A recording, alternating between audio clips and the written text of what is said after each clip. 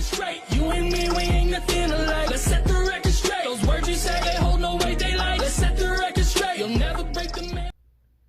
Hello everyone, welcome back to another Diecast review. Man, we have a very controversial diecast here.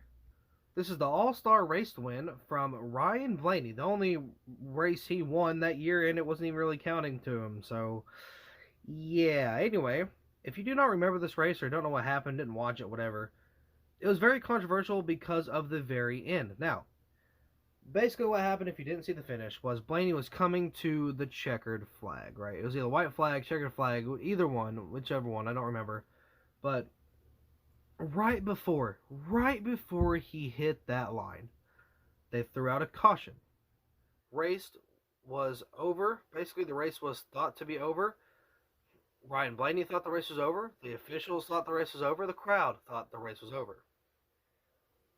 Well, very quickly they found out that it was not over. They are going to do a green-white checkered to kind of spice things up because, you know, why not, right? So here it is. Blaney has his window net down thinking he won. Everybody thought he won, which he should have, but, I mean, he did, but he should have the first time. So I had to put the window net back up. I think he had, like, hold the window net or something, and he had to race like that for another, you know, couple laps. Still had to hold off the win, and he got the win. But it was kind of a BS call, obviously, because, like,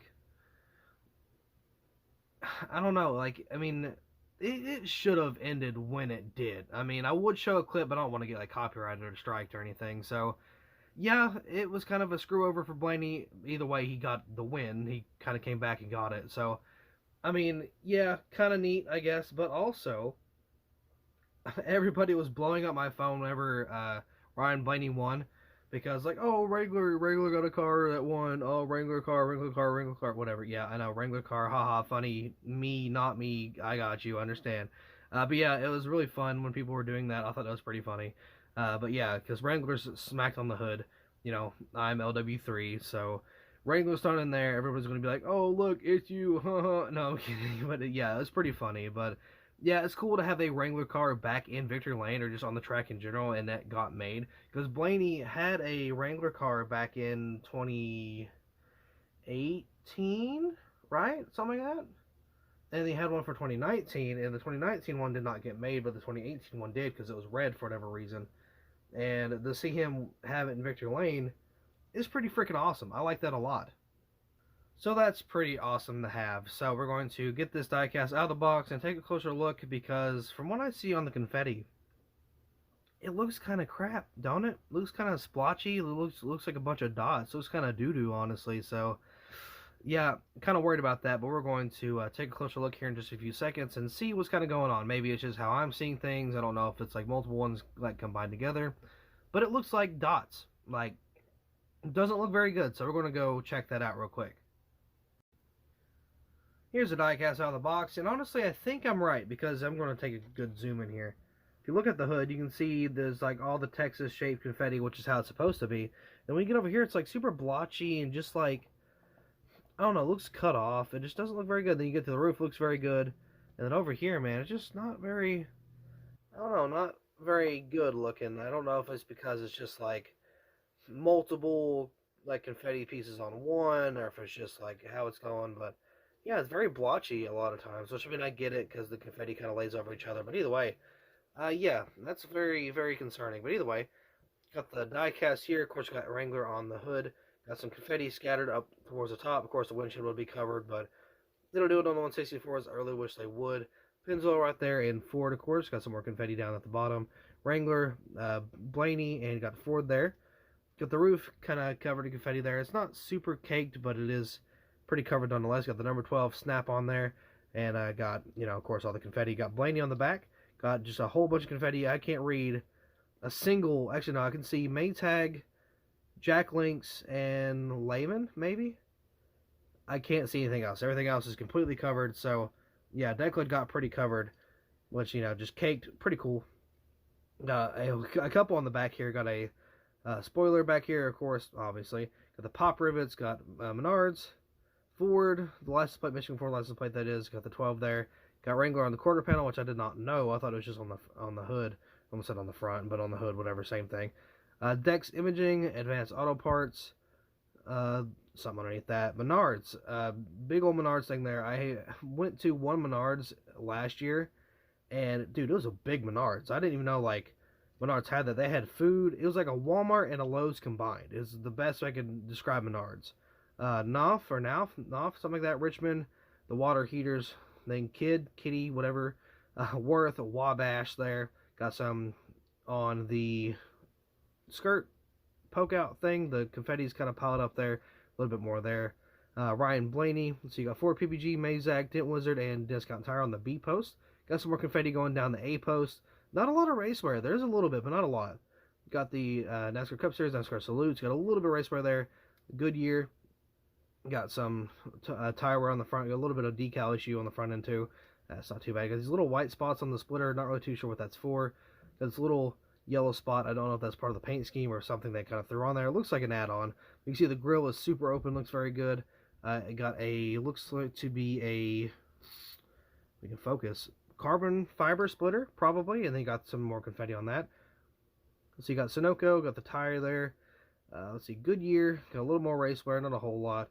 More confetti. This is where it gets all blotchy. I don't really like this side. This side's kind of crap. And oh, that's interesting. Look, there's one winter sticker on here, and there's none on the other side.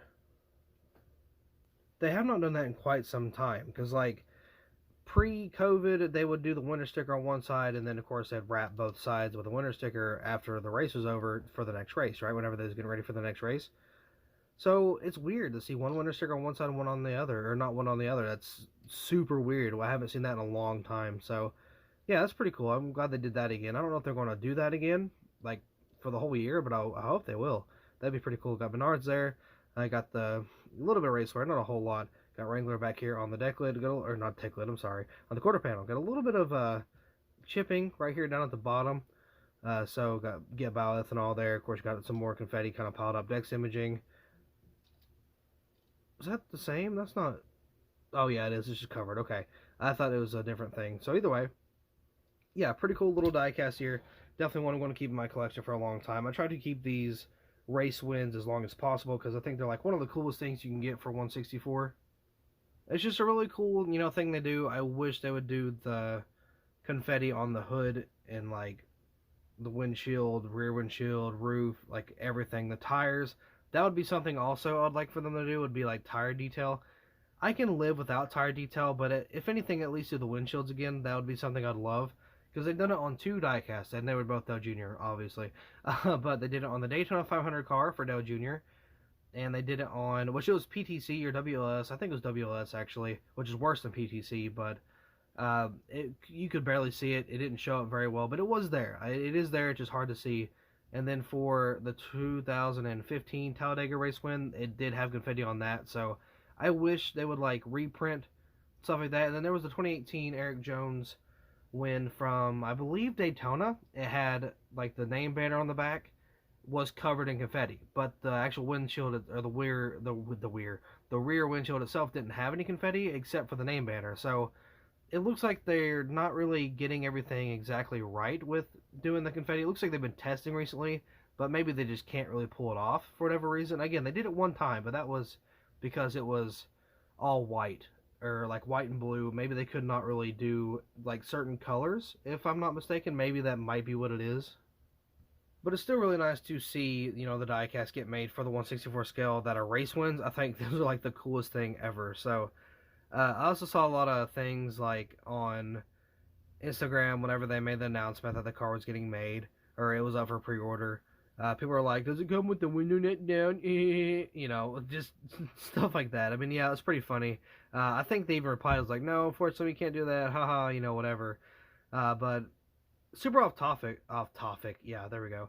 Super off topic. What I'm thinking about doing is I'm thinking of making all of Noah Gragson's wins for 2022, and it being like a set. You know how cool that would be? That would be really awesome. But either way, I don't know if I'm going to be able to do that or not. Either way, yeah, this is pretty much it for this diecast. Very, very cool. I got a lot more to review. I'm sitting down here looking at them, so I think I got a brand new system to where I can actually not be interrupted, hopefully. But, well, we'll see how all that goes. I'm trying to come back full swing it's kind of hard. I'm, still working and doing other stuff at home, trying to get, whatever I can done. Still trying to set up my room a little bit, and I'm trying to go through stuff that I don't need. Really trying to clean out stuff. So I've kind of been busy past couple months. So I don't know. Either way, we are going to probably wrap this up here. So with that being said, that'll be all for this diecast review. So thank you all so much for watching. I really hope you all enjoyed. Again, I apologize for being kind of distant the past couple months. Trying to fix that the most I can, but I will see you all in the next video.